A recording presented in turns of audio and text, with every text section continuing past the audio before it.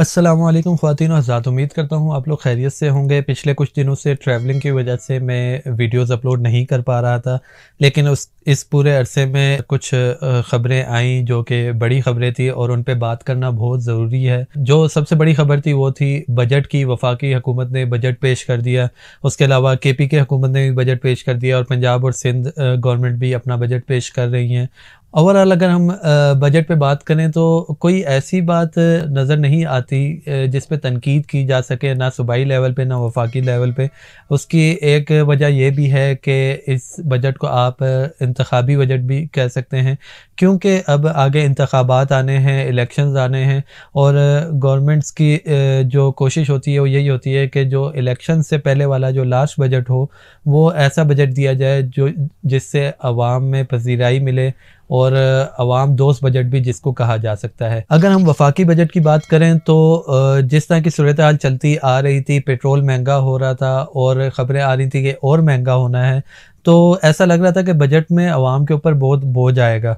लेकिन गवर्नमेंट ने बहुत अच्छा बजट पेश किया और अवाम दोस्त बजट पेश किया। टैक्सेस जहाँ लगाने चाहिए थे, यानी कि उन लोगों पे लगाया है, उन अशिया पे टैक्सेस लगाए गए हैं जो अमीर लोग ही ख़रीदते हैं, पैसे वाले लोगों ने ही ख़रीदनी है। जो चीज़ें उन्हीं पे टैक्सेस बढ़ाए गए हैं और उन लोगों पे से टैक्सेस हटाए गए हैं जो उन टैक्सेस को अफोर्ड नहीं कर सकते, क्योंकि महंगाई ऑलरेडी बहुत हो चुकी है। टैक्सेस इसी तरह की अशिया पे लगाए गए हैं, लग्जरी आइटम्स जिनको कहा जा सकता है, जो कह लें कि अमीर लोगों ने मंगवाने हैं बाहर से, उन पे टैक्स लगाए गए हैं।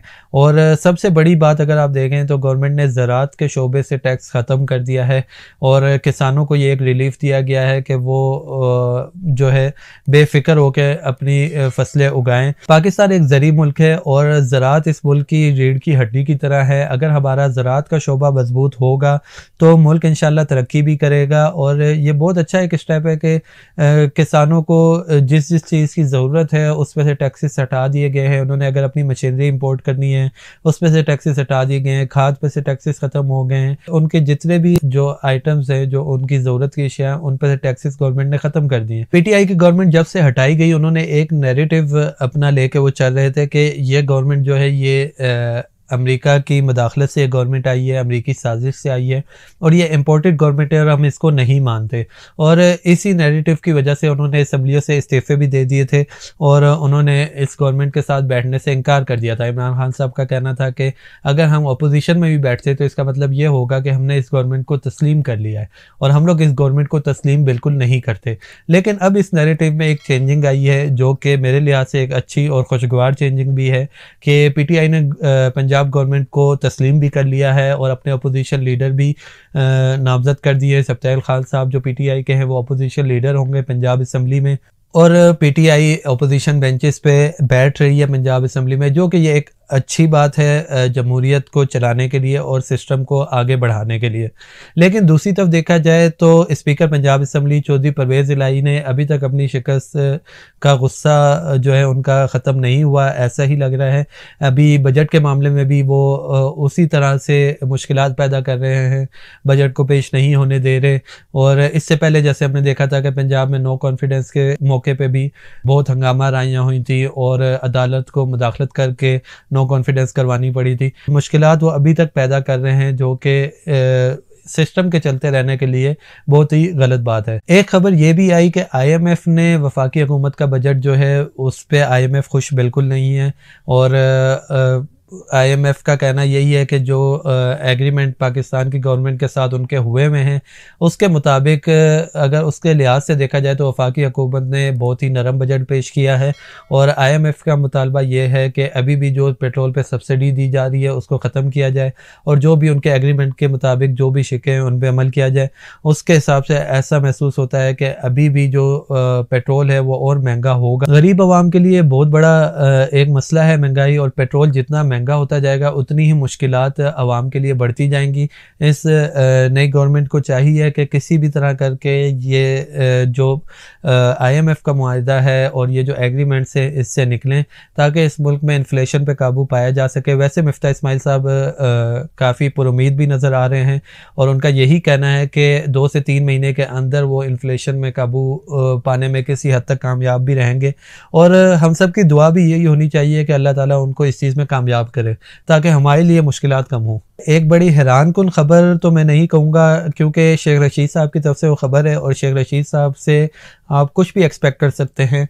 तो शेख रशीद साहब ने आप कह लें कि एक एतराफ़ किया है। ये खान को पता था कि ये सारा मलबा गिरना है और जो जिसे हम कहते हैं बारूदी सुरंगें बिठा गए, कुछ उसमें था ना, जो उसने 10-10 रुपए गैस और बिजली की कीमत ख़त्म कर दी, वो भी प्राइम मिनिस्टर था। मुझे आईबी ने 4 महीने पहले बता दिया था कि आप जा रहे हैं। जो मैंने इमरान खान, उसने कहा मुझे पहले का पता है। उनका ये कहना है कि उनको अपनी गवर्नमेंट जाने से 4 महीने पहले इल्म हो गया था। एजेंसियों ने उनको और इमरान खान साहब को ये बात बता दी थी। और ये बात जो शेख रशीद साहब ने की है, ये इमरान खान साहब की बात के बिल्कुल अपोजिट बात है। क्योंकि इमरान खान साहब तो ये कहते रहे हैं कि उनके रूस के दौरे के बाद अमेरिका ने मुदाखलत की और अमेरिका उस दौरे से नाखुश था और उसने उनके खिलाफ साजिश करके ये उनको हटाया, रिजीम चेंज किया और नई गवर्नमेंट लेके आए। लेकिन शेख रशीद साहब का कहना यह है कि उनको तो इस दौरे से, रूस के दौरे से 3-4 महीने पहले इल्म हो चुका था कि उनकी गवर्नमेंट जाने वाली है। और इसके ऊपर उन्होंने एक और एतराफ़ भी किया। उन्होंने कहा कि हमने नई आने वाली गवर्नमेंट के लिए लैंड माइंस बिछाई, जैसा कि पीडीएम की गवर्नमेंट भी कहती रही है कि पीटीआई की हुकूमत जाते हुए ऐसे फैसले करके गई जिससे आने वाली गवर्नमेंट को मुश्किल हालात का सामना करना पड़ता और मुश्किल फैसले करने पड़ते और इसी वजह से अवाम में आने वाली गवर्नमेंट के लिए गम गुस्सा बढ़ता। तो अब जो है शेख रशीद साहब ने भी इस चीज़ का इतराफ़ किया कि हमने आने वाली गवर्नमेंट के लिए लैंड माइंस बिछाई। और सियासत की हद तक हो सकता है पीटीआई को इस चीज़ का फ़ायदा हो रहा हो, लेकिन अगर हम देखें ओवरऑल तो ये लैंड माइंस उन्होंने आने वाली गवर्नमेंट के लिए नहीं, पाकिस्तान के लिए बिछाई थी। अब इस चीज़ का नुकसान पाकिस्तान को हो रहा है, पाकिस्तान को एज अ मुल्क नुकसान हो रहा है। ना पीडीएम को कोई ख़ास नुकसान हो रहा है, ना पीटीआई को हो रहा है। इनकी तो सियासत चलती रहेगी, लेकिन इन लैंड माइंस का नुकसान इस वक्त पाकिस्तान को हो रहा है। और यही हमें गिला होता है इन सियासी लीडरान से कि ये लोग अपना ही सोचते हैं, पाकिस्तान के लिए आज तक कोई नहीं सोच रहा होता। ये तो शेख रशीद साहब का इतराफ़ था। इसके अलावा साबिक वज़ीर ख़जाना जो पीटीआई गवर्नमेंट के थे, शौकत तरीन साहब, उन्होंने भी एक इतराफ़ किया और बड़ा ही जो है दिलचस्प इतराफ़ किया कि जनाब वाला जब से शुरू पाकिस्तान बना था तब से लेके जब तक इनकी हुकूमत आई, उसके बाद इन्होंने 80% जो है वो डेट जो है वो बढ़ाया है। अरे भाई 80% तो नहीं बढ़ा उन सालों में, वो ठीक है, उसमें 76% जरूर बढ़ा है। जी हाँ, तो जब से पीडीएम की गवर्नमेंट आई, बल्कि इससे पहले से जो मौजूदा वज़ीर ख़जाना मिफ्ता इस्माइल हैं, ये एक बात कहते आ रहे थे कि पीटीआई की गवर्नमेंट ने अभी तक पाकिस्तान की हिस्ट्री में जितना कर्जा लिया गया है उसका 80% कर्जा इन्होंने इन 3.5 साल में लिया है। और अब इसके करीब का इतराफ़ शौकत तरीन साहब भी कर रहे हैं। उनका कहना है कि हमने 80% तो नहीं लिया, हाँ 76% तक हमने कर्जा ले लिया है। और जब 2018 में पीटीआई की गवर्नमेंट आ रही थी तो उस वक़्त पीटीआई एक बयानिया लेके आई थी। उनका ये कहना था कि पीएमएलएन ने इस मुल्क में काम तो करवाए होंगे, लेकिन उन्होंने ये सारे काम कर्जे लेके करवाए और मुल्क को कर्ज़ों के बोझ में दबा दिया है और इस मुल्क पे इतने कर्जे चढ़ा दिए हैं। और एक बताया भी जाता था कि एक बंदे पे कितना कर्ज बढ़ चुका है इस मुल्क में। और अब देखा जाए तो पीटीआई ने अपने 3.5 साल में उससे ज़्यादा कर्जे लिए, यानी कि जितने कर्जे लिए गए थे इस मुल्क में अभी तक उसका 80% पीटीआई ने 3.5 साल में लिया है और इतने कर्जे इस मुल्क पे बढ़ाए। देखा जाए तो पीटीआई की वफाकी गवर्नमेंट के सीवी में कोई इतना बड़ा प्रोजेक्ट भी वजूद नहीं है, जबकि मुस्लिम लीग की सीवी अगर आप देखें तो उसमें इतने बड़े बड़े प्रोजेक्ट्स मौजूद हैं, जैसा कि मोटरवेज़ हैं, उसके अलावा मेट्रो बस है, उसके अलावा बिजली के कारखाने, हॉस्पिटल्स बनाने, यूनिवर्सिटीज़ बनानी। एक उनकी सीवी एक बड़ी सीवी है। उसके अगर मुआवजा किया जाए पीटीआई के इन 3.5 सालों से तो पीटीआई की सीवी में कोई बहुत बड़ा प्रोजेक्ट नज़र नहीं आता। एहसास प्रोग्राम के अलावा के कर्जे भी पीएमएलएन की गवर्नमेंट से ज़्यादा लिए गए और प्रोजेक्ट भी कोई बड़ा मौजूद नहीं है इनकी सीवी में। तो पीटीआई का बयानिया यहाँ पे ये वाला भी फेल होता हुआ नजर आता है कि हम कर्जे नहीं लेंगे, उन्होंने कर्जे लेके काम करवाए, क्योंकि पीटीआई ने कर्जे ज्यादा लिए और काम जो है उनसे बहुत कम है पीएमएलएन की गवर्नमेंट से। उसके अलावा एक बड़ी खबर और बड़ी खुशाइंद खबर मैं कहूँगा इसको कि इमरान खान साहब को अपने पुराने साथी याद आए जो कि पीटीआई के बानी कारकुनान थे जिन्होंने पीटीआई इमरान खान साहब के साथ मिल के बनाई थी, जैसे कि हामिद खान साहब थे, फौजिया कसूरी थी, जस्टिस वजीउद्दीन सिद्दीकी थे। ये वो लोग थे जिन्होंने पीटीआई को बनाया था खान साहब के साथ मिलकर। इब्तदाई दिनों की, इब्तदाई सालों की जद्दोजहद इन्होंने खान साहब के साथ की थी।